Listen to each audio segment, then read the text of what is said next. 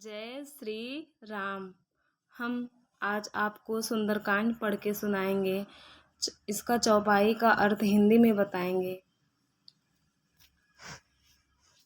जामवंत के वचन सुहाए, सुनि हनुमंत हृदय अति भाए।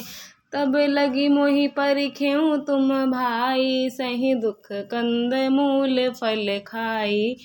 जामवंत के सुंदर वचन सुनकर हनुमान जी के हृदय को बहुत ही भाया। हनुमान जी के हृदय को जामवंत जी का वचन सुनकर बहुत ही अच्छा लगा।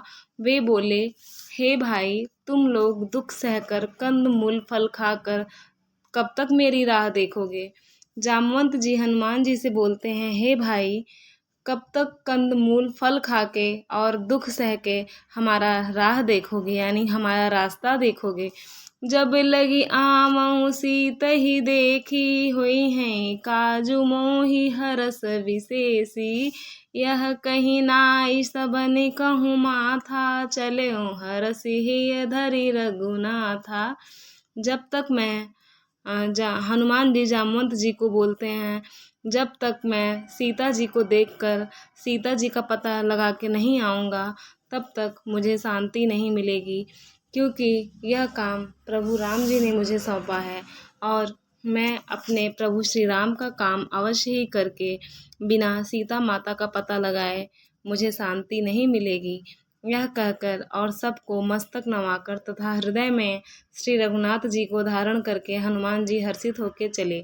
हनुमान जी यह बात बोल के सबको शीश नवा के सबका आशीर्वाद लेके और अपने मन में श्री राम जी का स्मरण धारण करके प्रसन्न होके वहाँ से चल दिए। बोलो सियावर रामचंद्र की जय, पवन सुत हनुमान की जय। सिंधु तीर एक बूधर सुंदर, कौतुक कूद चढ़े उता ऊपर। बार बार रघुवीर सम्हारी, तर क्यों पवन तनय बल भारी। समुद्र के तीर पर एक सुंदर पर्वत था। समुद्र के किनारे एक बहुत ही विशाल और सुंदर पर्वत था, पहाड़ था। हनुमान जी खेल से ही अनायास ही कूदकर उसके ऊपर जा चढ़े। हनुमान जी खेल खेल में ही अनायास ही बिना कोई कारण के ही जाके उसके ऊपर चढ़ गए और श्री रघुवीर का स्मरण करके अत्यंत बलवान हनुमान जी उस पर बड़े वेग से उछले और अपने मन में प्रभु श्री राम का स्मरण करके बहुत ही तेज उस पहाड़ पे उछले। जेहि गिरि चरण दे हनुमंता, चल्यों सोगा पाताल तुरंता। जिमि अमोद्य रघुपति कर बाना, एहि भांति चल्यों हनुमाना। जिस पर्वत पर हनुमान जी पैर रखकर चले, जिस पर से वे उछले, वह तुरंत ही पाताल में धंस गया। और जिस पर्वत पे हनुमान जी अनायास ही खेल खेल में ही चढ़ गए थे उछल के, वह तुरंत ही पाताल में धंस गया। जैसे श्री रघुनाथ जी का अमोद्य बाण चलता है, उसी तरह हनुमान जी चले। जिस प्रकार से प्रभु श्री राम का बाण चलता है, ठीक उसी प्रकार से हनुमान जी जब उस पर्वत पे उछल कर चढ़े तो वह पर्वत पाताल में धंस गया। बोलो पवन सुत हनुमान की जय।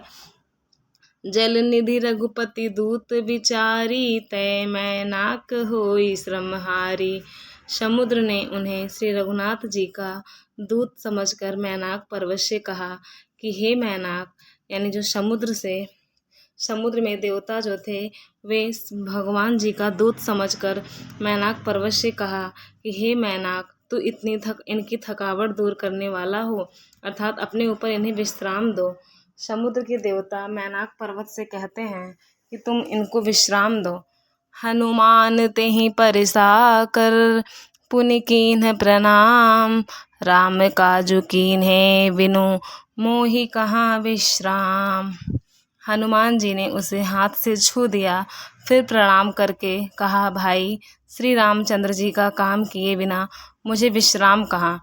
हनुमान जी उस पर्वत को हाथ से छुआ और प्रणाम किया और कहा, भाई, प्रभु श्री राम का काम बिना काम किए मुझे आराम नहीं है। जात पवन सुत देवन देखा, जानहि कहूँ बल बुद्धि विशेषा, सुरसा नाम अहिन कै माता, पठैन आई कहीं तेहि बाता। देवताओं ने पवन पुत्र हनुमान जी को जाते हुए देखा। उनकी विशेष बल बुद्धि को जानने के लिए परीक्षार्थ उन्होंने सुरसा नामक सर्पों की माता को भेजा। देवता पवन पुत्र हनुमान जी को जाते हुए देखे। जब वहाँ पे देवताओं ने हनुमान जी को रास्ते में जाते हुए देखा, उनकी विशेष बल बुद्धि यानी कि उनके भीतर की बल और बुद्धि, उनकी ताकत को जानने के लिए देवता ने सुरसा नाम की सर्पों की माता को भेजा। उसने आकर हनुमान जी से यह बात कही और वह सर्पों की माता जो है वो आके हनुमान जी से कहती है, आज सुरन मोहि दीन आहारा, सुनत वचन कह पवन कुमारा, राम काजु करि फिर मैं आवऊँ, सीता कही सुधि प्रभु सुनावऊँ। जब जो माता सुरसा है वो आती है और हनुमान जी से कहती है कि आज मुझे आहार नहीं मिला है, आज मैं तुम्हें खाऊंगी। यह वचन सुनकर पवन कुमार हनुमान जी ने कहा, जब तक मैं श्री राम जी का कार्य करके वापस ना आ जाऊं और प्रभु श्री राम को माता सीता का खबर न सुनाऊं, तब तक हम कुछ नहीं कर पाएंगे। तब वदन पैठहि आऊँ, सत्य कहूँ मोहि जान दे माई, कवने हूँ जतन दे नहीं जाना, ग्रससि न मोहि कहूँ हनुमाना। तब मैं आकर तुम्हारे मुँह में घुस जाऊँगा तो मुझे खा लेना। हे माता, मैं सत्य कहता हूँ, अभी मुझे जाने दे। हनुमान जी कहते हैं कि हम प्रभु श्री राम को माता सीता का खबर लेके जब आएंगे तब तुम्हारे मुंह में घुस जाएंगे और तुम मुझे खा लेना। हे माता, मैं सत्य कहता हूँ, अभी मुझे जाने दीजिए। जब किसी भी उपाय से उसने जाने नहीं दिया तब हनुमान जी ने कहा, तो फिर मुझे खा ना ले। तो माता बोलती है कि मुझको खा लो फिर। जो जन भरि तेहि बदनु पसारा, कपितनु कीन्ह दुगुन विस्तारा, सोरह जो जन मुख तेहि ठयऊँ, तुरत पवन सुत 32 भयऊँ। उसने योजन भर 4 कोस में मुंह फैलाया, तब हनुमान जी ने अपने शरीर को उससे दूना बढ़ा लिया। जब सुरसा माता अपना मुंह फैलाई तो 4 कोस में फैलाई। जब हनुमान जी ने देखा माता ने मुंह फैलाया है तो हनुमान जी अपने शरीर को उससे दूना बढ़ा लिया। यानी सुरसा माता 4 कोस बढ़ाई तो हनुमान जी 8 कोस का शरीर भारी कर लिया। उसने 16 योजन का मुख किया तो हनुमान जी 32 योजन के हो गए। जब माता सुरसा 16 योजन का मुँह किया तब हनुमान जी 32 योजन के हो गए। जस जस सुरेसा बदनु बढ़ावा, तासु दून कपि रूप दिखावा, सत्य जो जन तेहि आनन कीन्हा, अति लघु रूप पवन सुत लीन्हा। जैसे जैसे सुरसा मुख का विस्तार बढ़ाती थी, हनुमान जी उसका दूना रूप दिखलाते थे। जिस प्रकार से जो सुरसा माता थी अपना मुंह फैलाती जाती थी, ठीक उसी प्रकार से हनुमान जी भी अपने शरीर को दुगना भारी करते चले जाते थे। उसने 100 योजन 400 कोस का मुख किया। सुरसा माता 100 योजन और 400 कोस का मुख किया, तब हनुमान जी ने ही बहुत ही छोटा रूप धारण कर लिया।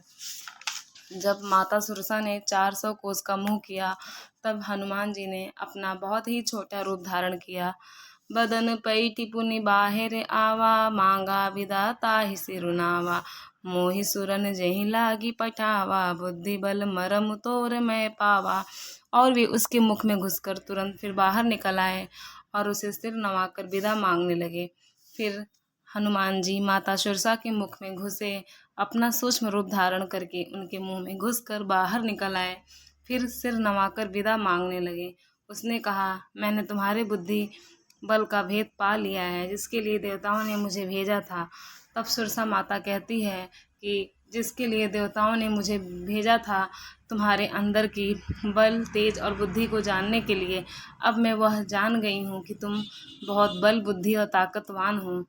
राम काजु सब करिहूँ, तुम बल बुद्धि निधान, आशीष दे गई सो हरषि चले हनुमान।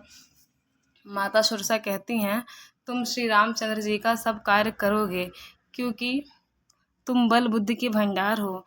यह आशीर्वाद देकर वह चली गई। तब हनुमान जी हर्षित होकर चले।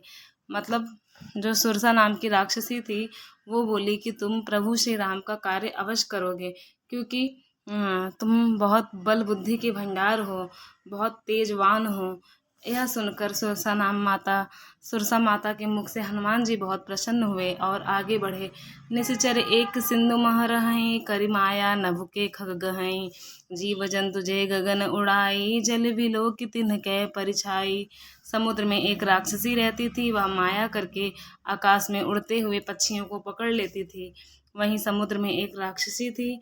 वह माया करके पक्षियों को पकड़ती थी और उड़ते हुए पक्षियों को पकड़ लेती थी। आकाश में जो जीव जंतु उड़ा करते थे वह जल में उनकी परछाई देखकर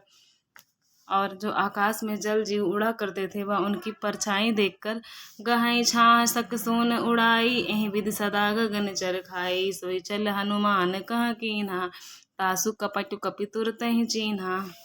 उस परछाई को पकड़ लेती थी।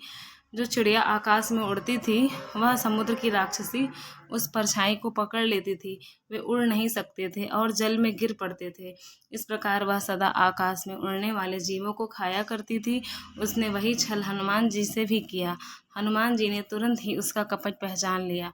बोलो सियावर रामचंद्र की जय, पवन सुत हनुमान की जय। अब इसके आगे का चौपाई अगले भाग में। अगर आपको मेरा वीडियो पसंद आया तो आप लाइक, शेयर और सब्सक्राइब करिए। जय श्री राम।